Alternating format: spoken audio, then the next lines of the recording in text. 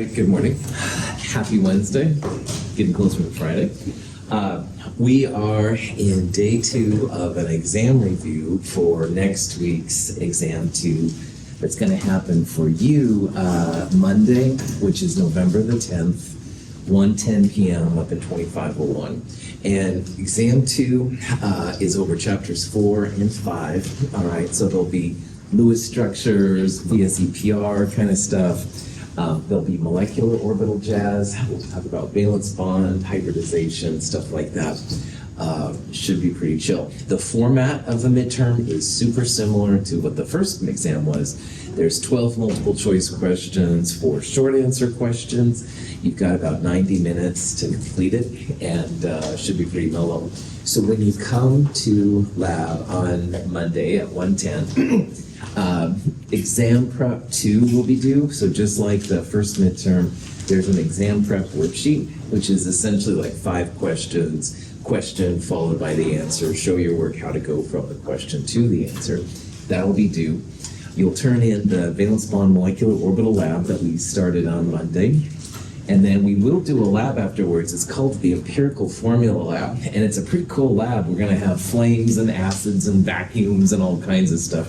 And goggles will definitely be required. So if you have your own goggles, try to bring them on Monday. I'll have some spares if you don't have your own. But it's kind of a fun lab, as we'll see. We're going through review questions and stuff. We'll do some more questions on any of this kind of stuff. Cool. Fantastic. All right, so what we'll do is we'll get back into the review. Like before, I'll show a question, wait a little bit, and stuff for you to answer it. And we'll talk about the answer along the way. Should be pretty chill. So this question says, put these elements in order of increasing electronegativity. And electronegativity is what Pauling did, and it basically tells which atoms are more into electrons and which atoms are less into electrons. From all of these combinations, you can tell what the answer is based on a periodic trend, all right? And it's not perfect, but if you know which one is the most electronegative, fluorine, then you can kind of go from there. So play with this, see what you get, and we'll talk about it here in a little bit.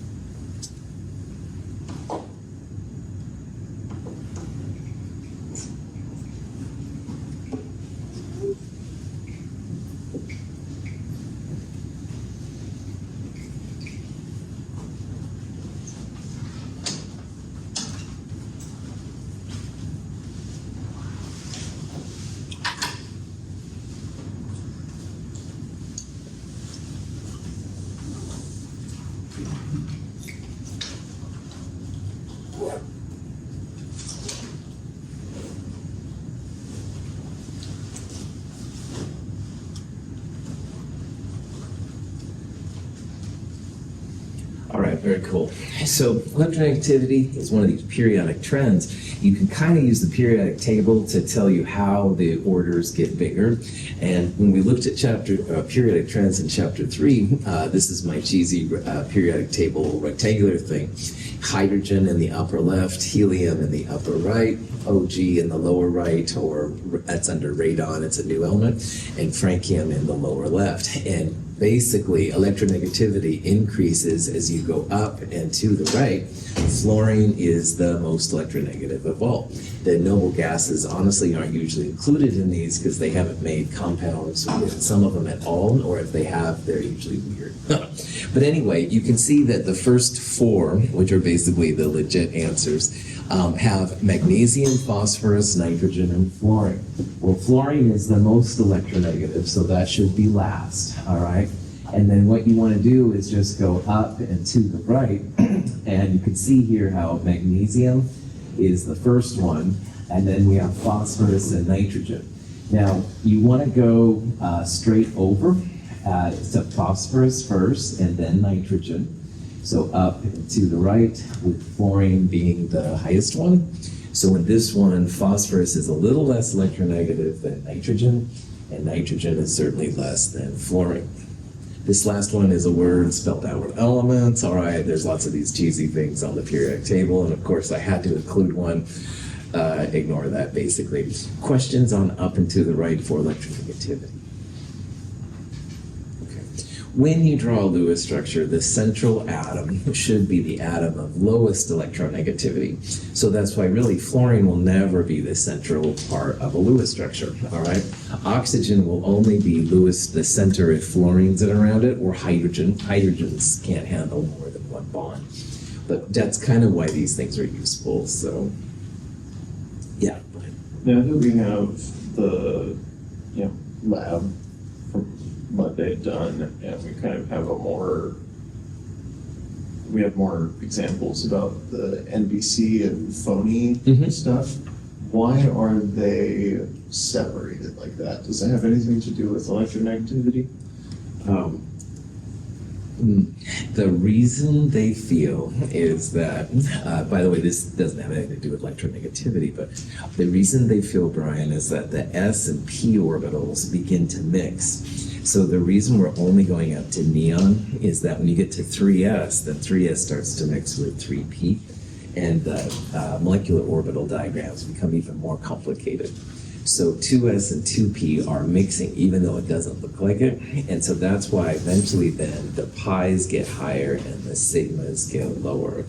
That's the rationale that's used, and I don't know if I totally believe that, to be honest, but if you have most of the time, Lewis structures and ammo theory go hand in hand. They should go really well. And in a Lewis structure, you always draw a sigma bond first. So that's why I think it's good, because the phone diagram shows a sigma bond being formed first and pi's afterwards. So I think for all those reasons, it's good. But it's not really an electronegativity argument. It's more about the orbitals mixing together and stuff. So, cool. Great question. Other questions? All right. Now, bond order, all right, is something that we talked about a lot with molecular orbital theory, 1f bonding minus anti-bonding electrons. But you can also have bond order, as you've seen, for regular Lewis structures. Now, formaldehyde is a nasty compound, but for different reasons. But anyway, I'd like you to tell me what the bond order is between carbon and oxygen. So on a problem like this, I would draw the Lewis structure, all right, and see how many bonds basically are connected between the carbon and the oxygen. So draw the Lewis structure for formaldehyde, and then look at that carbon-oxygen bond to see what's going on.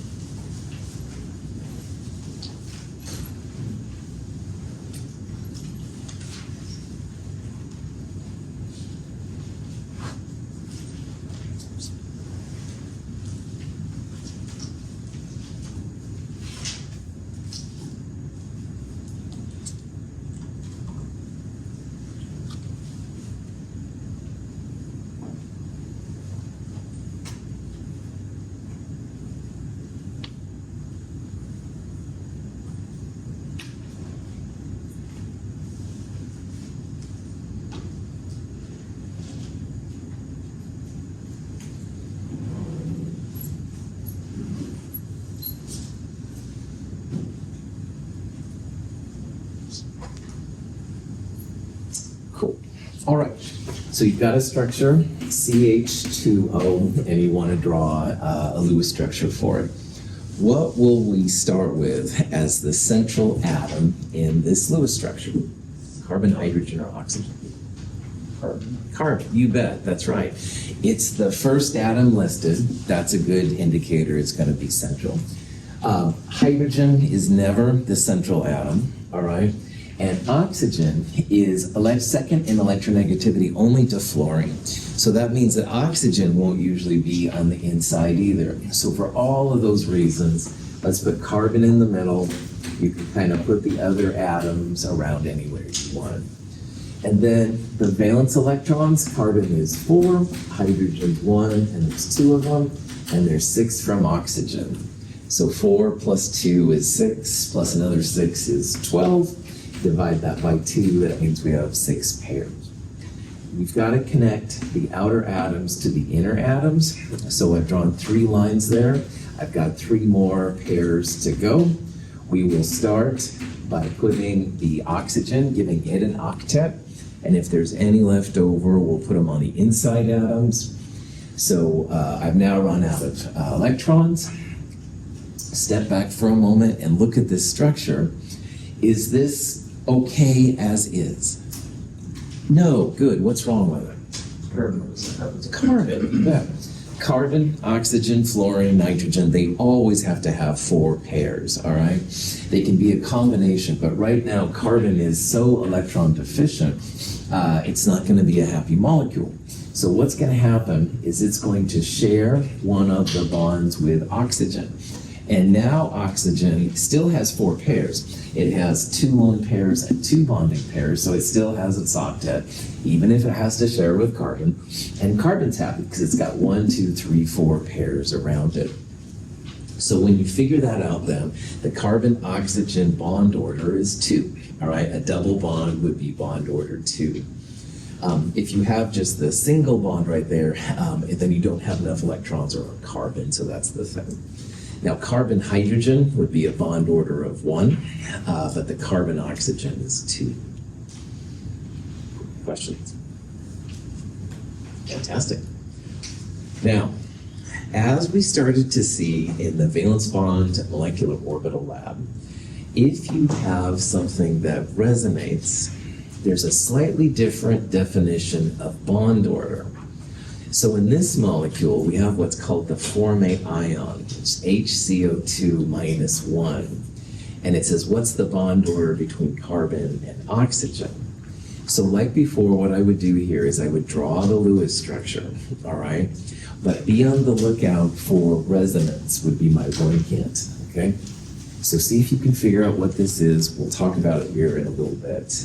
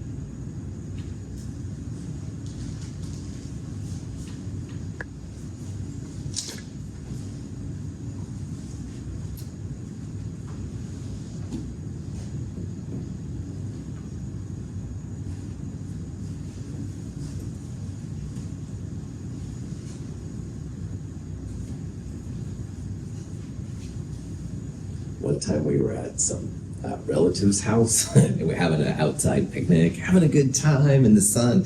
I had my hand down and all of a sudden like, ah! And I said words like mother trucker, but it wasn't that word, needless to say, in this G-rated class. But anyway, and I looked up and here was this stupid little ant, man. The ant had totally stung me and I was like, ugh. Anyway, the reason why this is relevant, besides just kind of a funny story, thinking about it now, ants a lot of times use formic acid, and it's a defense mechanism, so I must have freaked the ant out, which I didn't mean to or anything. Formic acid, once it does its business, like when I said mother trucker, formic acid turns into forming, all right? So anyway, that's where I thought that was kind of it. Anyway, brought that back on perhaps. Anyway, back to your radio-centered programming. Formate. HCO2 minus 1. All right, so again, figure out the central atom.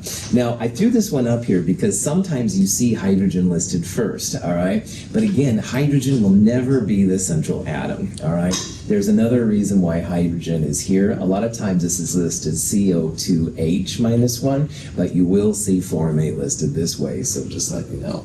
So it can't be hydrogen. We talked about how oxygen's more electronegative. Carbon's going to be your central atom. So we can start, if you want, by putting the atoms around like that. Let's count electrons. Hydrogen is 1, carbon is 4, oxygen is 6, and there's 2 of them. And it's got a minus 1 charge. So does that mean we add an electron or take away an electron? Add, that's right. Remember, negative means like extra electrons, all right? So here we've got 12 plus 1 is 13 plus 5, that's 18 electrons, 9 pairs of electrons. We'll start by connecting the outer atoms to the inner atoms. That makes them not float away. I have 6 pairs left. And again, put them on the outside atoms first. And if you have any left over, put them on the inside, but I don't have any electrons left over. At this moment, the hydrogen's fine. 1 pair makes it happy. The oxygens each have an octet. 3 lone pairs and a bonding pair gives it the octet. But like before, carbon again only has 3 pairs. So carbon must have more electrons here to do something. So one thing you could do, of course, is take this lone pair right there and make a double bond right there. Nothing wrong with that. However, if you drew the structure, you might have taken this lone pair and make a double bond right there instead. And that's fantastic too. So what we are seeing here is an example of resonance. And resonance, again, means that the molecules, the atoms, are frozen in space, if you will, but we're moving the double bonds, the pi bonds around. So instead of making a pi bond up here, we're making it right there, and vice versa. Now, in the real world, what happens is this then goes back and forth. So you'll have a double single, then you'll have a single double, and then it goes back to double single, etc., etc. So normally, all right, we would say, oh yeah, this is a bond order 1 and this is a bond order 2. But when things resonate, you kind of want the average of all of your bonds, all right? Because you don't really have a single and a double, you don't really have a double and a single. So what people do is they take the total number of bonds that are involved with resonance. So the COs here have 1, 2, 3 bonds, and there are 2 places that we can put those bonds. So it's like 3 pairs over the 2 places that you can go. And what people are seeing, which is great, is that the bond order here is of 1.5. It's definitely more than 1, but it certainly is less than 2. And sometimes you'll see this little double-sided arrow like that to represent the resonance that's happening. Resonance makes the molecule a little bit more stable. It kind of spreads the extra electron there around a little bit, and all the atoms are happy this way. Any questions? When I was bit by the ant, the single oxygen had a hydrogen on it, all right? And this structure then is actually formic acid. And we're going to see this a lot. Sometimes the oxygens that have hydrogen on, they'll be acidic. This is a future discussion. But it's easy for the formic acid to lose that H. It then ends up with a lone pair that can resonate. This is just one of the things in chemistry you'll see. Fascist Anne. No, I'm just joking. Anne was trying to defend itself. Questions besides the Anne? Good. Least polar, most polar, pretty important, all right? Reactivity a lot of times is dictated by which is most or less polar. So of these choices, see if you can figure out which bond is least polar. We'll talk about it in a little bit.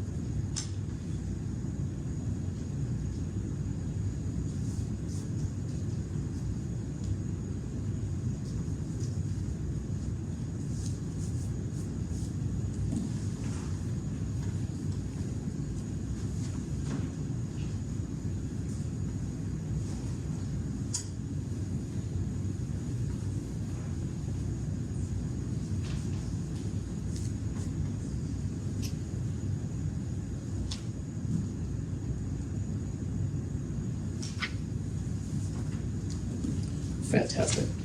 All right, so polarity is the result of when you have two atoms which have unequal pull of electrons, unequal electronegativity. So again, just because I'm cheesy, let's say that Arnold Schwarzenegger is the strongest person in the world, which you can definitely replace him with somebody else. But if Schwarzenegger and Schwarzenegger are together and they have an arm wrestling match, it should be about equal because they're both the same strength, blah, blah, blah. But then let's say that we get John Cena, who's sitting right next to Schwarzenegger. And John Cena is pretty tough too, but we'll still say for this discussion that Schwarzenegger's stronger. He would put up a good pull, but it would probably be Schwarzenegger more polar. But that's certainly less of a difference than, say, if I tried to get in there and say, oh, Schwarzenegger, let's arm wrestle. Of course, he would beat me big time. So the closer that people are together, the better match they are. And in terms of atoms, which we're finally going back to chemistry, the closer the atoms are, usually that means they're pretty close in electronegativity. So the first four are the actual answers, AC/DC, of course, being a reference to the Australian rock band or types of electricity. They all have boron, all right? And to figure out the one which is least polar, you would pick the atom which is closest to boron.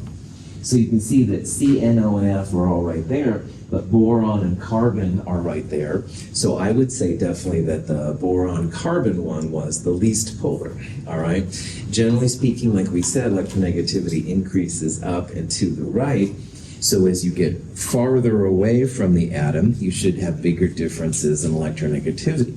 And since we want the one which is least polar, you pick the one which are the two that are closest together on the periodic table. Questions on that? Now, you can have polar bonds, but the molecules themselves may or may not be polar. And that's where the symmetry of the molecule comes in, stuff like that. So figure out which of the molecules that's listed there is polar, all right? Which means that 4 of the 5 will be nonpolar, and 1 of them will be the one that you want to use for this question.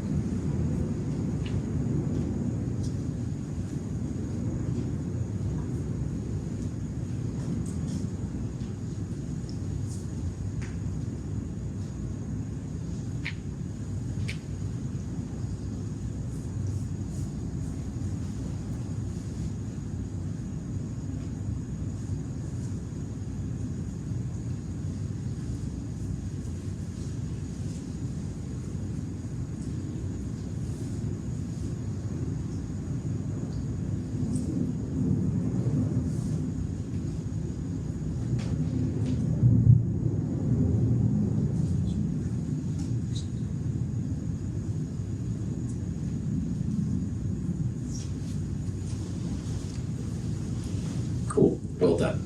All right, so looking at this list, let's knock off the lowest fruit first, if you will. First of all, to have a polar bond, you have to have 2 atoms with differences in electronegativity. Well, neon is a single monatomic atom. That's certainly going to be non-polar. That's not going to count here. You don't have like 2 neons pulling on each other. It's just neon atoms. So this one, and all of the elements by themselves, by the way, are non-polar. The next one I would pull out is N2, because N2 is going to be just 2 atoms. They're both nitrogens. They're going to be pulling on each other, and it doesn't matter if you're the strongest, just like Schwarzenegger, or the weakest, they're going to have the same pull. So definitely C and E we can discount right away. So it's going to be A, B, or D. Those are all molecules. There's different kinds of atoms in there, and they could be. So the ultimate answer would be to draw Lewis structures for A, B, and D and figure out what it is. But you might be able to figure out right away that answer D is going to be the right one. So up here on the board, here's BCl3. It's boron. It's in a trigonal planar environment. Boron is happy, like beryllium, aluminum, gallium having less than an octet. So boron has 3 chlorines, and everything around the boron is the same. So when everything is the same around the boron, non-polar. And carbon dioxide, which we've talked about several times, 2 oxygens, and they pull really heavy on carbon, but because they're pulling in opposite directions, they tend to cancel each other out. CO2 is also non-polar. But CLF, you've got chlorine and fluorine. Fluorine is the one that pulls the most. Chlorine pulls a lot too, but not as much as fluorine does. So when you draw a Lewis structure, it's a single bond, et cetera, et cetera. But the important part for us here is that, yeah, fluorine pulls more than anything else, and it's going to pull the electrons away from chlorine big time. So chlorine monofluoride, which is really a nasty compound, would be the one here, which is polar. Any questions? Yeah, Jade. Does boron not have, doesn't have to follow the octet? That's right. A couple of them can go under the octet rule. And boron, aluminum, gallium, and beryllium, those 4, Jayden, can all have less than an octet and be okay. When you look at their formal charges, Jayden, everything goes to 0 as is. If you made a boron-chlorine double bond, which is totally something you could do, that makes the boron have a negative formal charge and the chlorine have a positive. And chlorine wants electrons a lot, not as much as fluorine, but it wants a lot. And boron's almost a metal, and it would prefer to be positive more than negative. So it's very, very ugly formal charges, and that's why they feel it just makes the tree more planar. So James brought up a good point. Most of the atoms need an octet. There are a couple that can go under the boron, aluminum, gallium, berylliums. And of course, as we've seen, period 3 and lower can go over the octet if they need to. So good call. Other questions?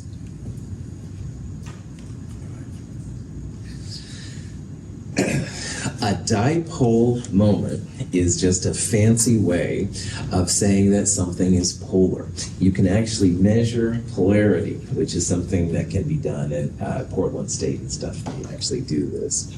So in this question, it says, which of the following molecules is most likely to have a dipole moment? Translation, which molecule is polar? All right? So see if you can figure it out. Again, the ultimate way would be to draw a Lewis structure for each one of those. See if they are symmetric around the central atom. We'll talk about it here in a little bit.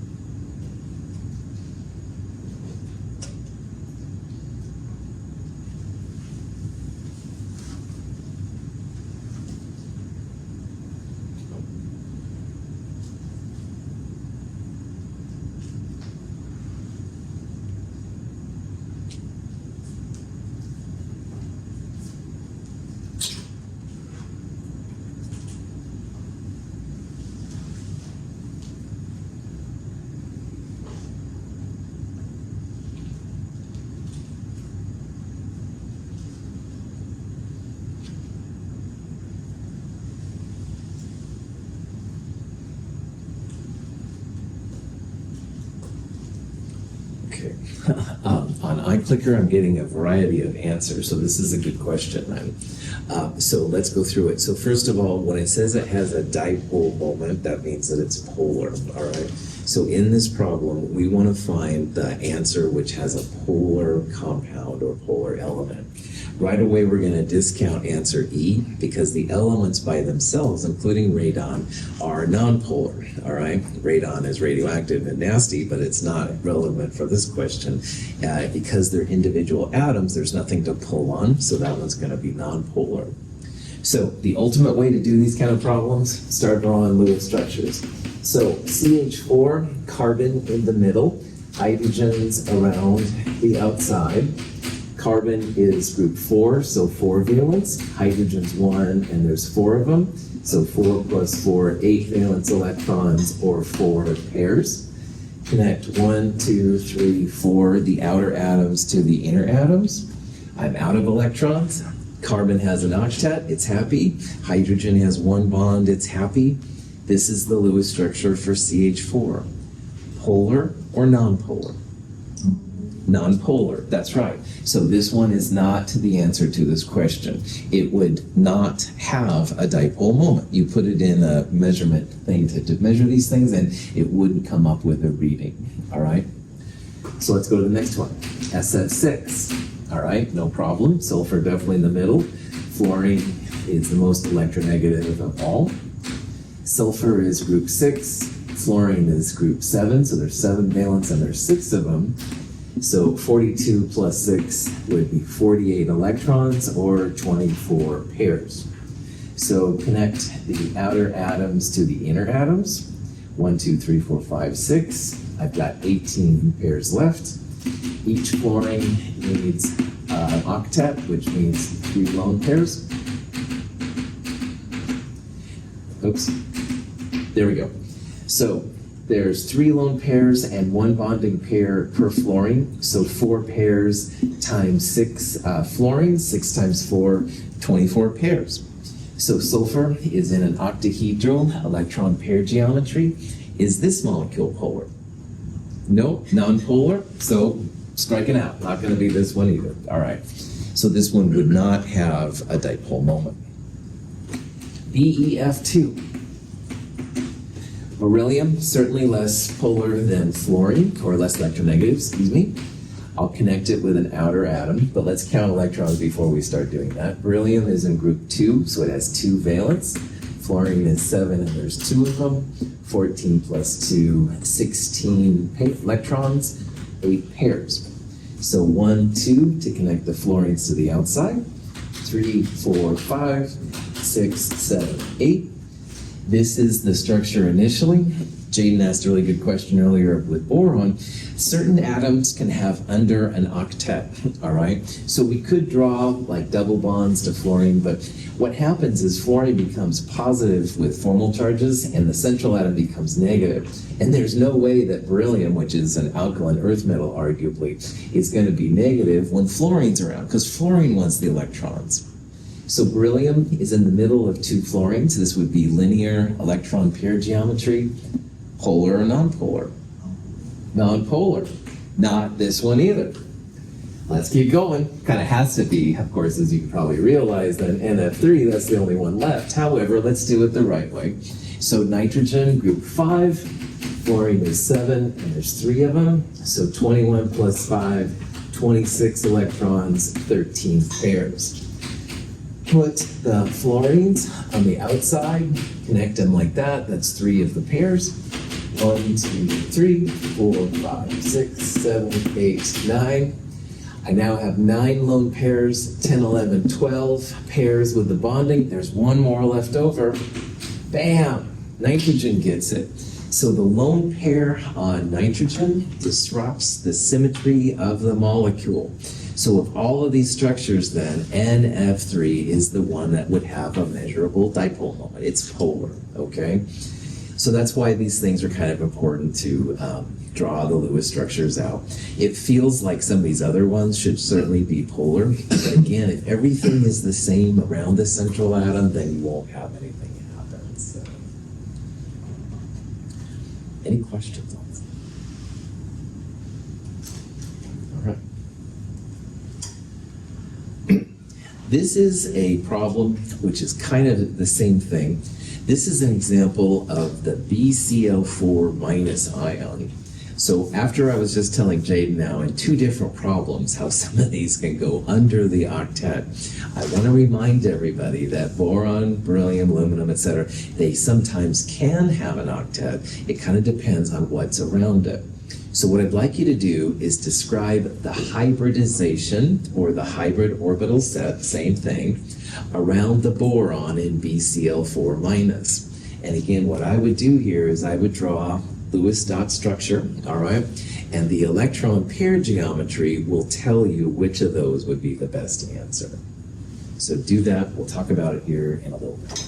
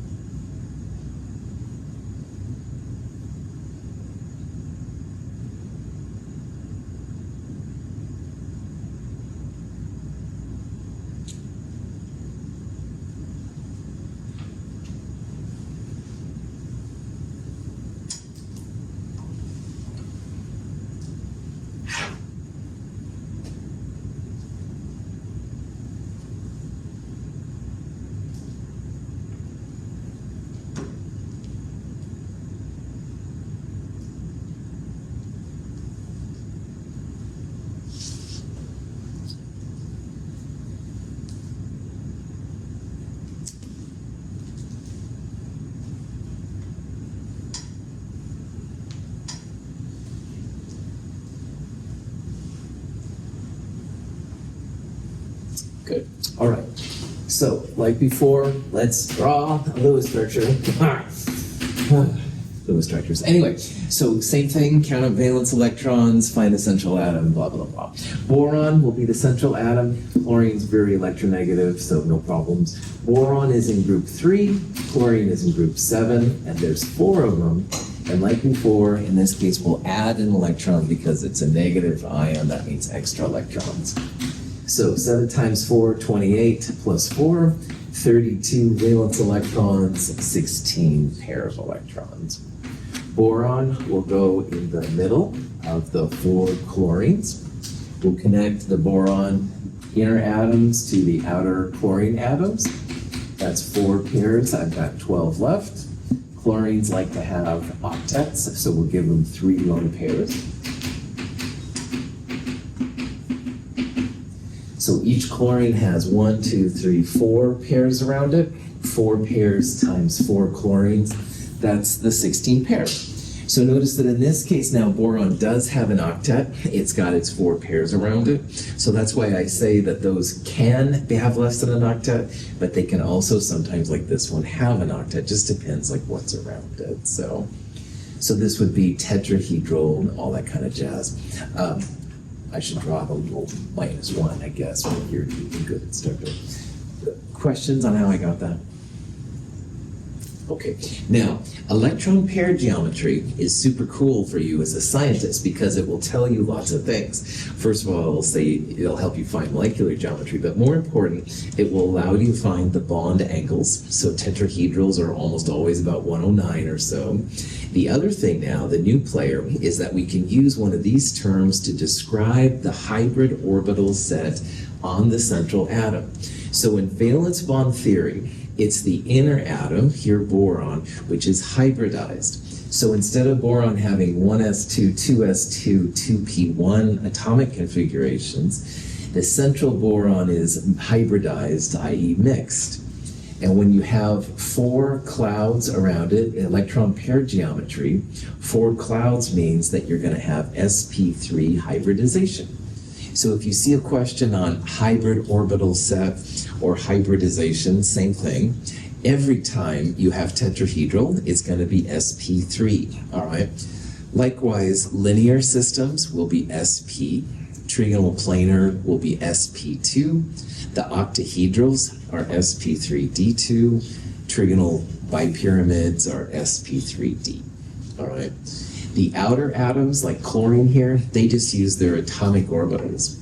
So the chlorines here have an empty 3p orbital. It smashes into one of the sp3 orbitals on the boron, makes that good, strong sigma bond that keeps the atoms together. So when we draw a line right here, there's actually quite a bit to it. We would say that it's a boron sp3 orbital and a chloron 3p orbital. They smash together. That overlap is what we draw right here. It's cool if you're a chemist. Good questions. All right.